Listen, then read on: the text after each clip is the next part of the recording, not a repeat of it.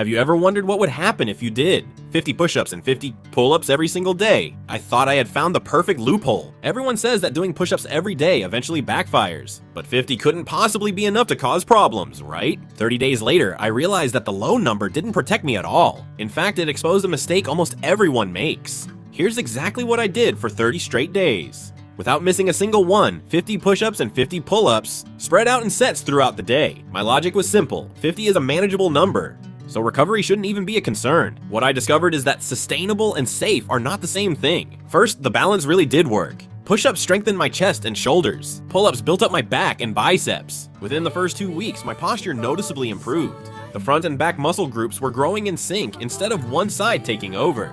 This part was exactly what I expected, and honestly, it felt amazing, like I had finally cracked the code that most training plans were missing. But the second thing showed up more slowly than I anticipated. My grip strength started failing before any other muscle group. Pull-ups demand serious grip strength just to hang on, and push-ups quietly put a lot of stress on your wrists and forearms. But something almost no one mentions. Even at only 50 of each, doing both every day meant my hands never got a real break. Around day 15, I noticed that in every set, my forearms would give out long before my chest or back. Halfway through a set of pull-ups, my back still had plenty left, but my hands just couldn't hold on anymore. Grip strength became the hidden limiting factor, and I was completely unprepared for it. The third point is what really made me start questioning the idea that 50 was safe. By the end of the third week, my shoulders started feeling tight and a little stiff.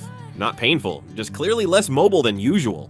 Push-ups and pull-ups load the shoulder joint from different directions, even at lower volume, without rest days for the joints to recover. The stress can accumulate. Think of your shoulder joint like a door hinge that's being opened and closed all day long. Even light repeated use with no breaks can eventually make it start to creak.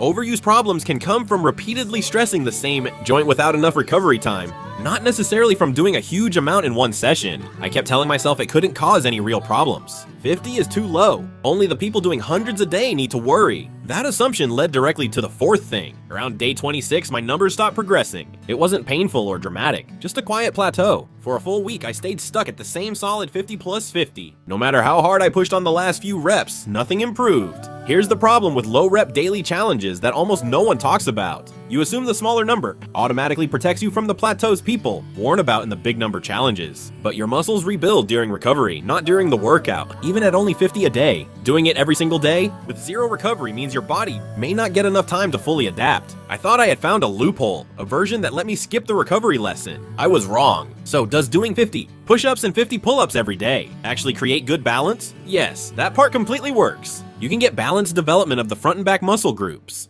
That promise holds up. But a lower number does not mean recovery suddenly stops mattering. When 50 looks so much more reasonable than 100, it's easy to overlook this. That's exactly the part I thought I could skip, and it's exactly where my progress quietly stalled. If you want to try this approach, keep the 50 plus 50 combination.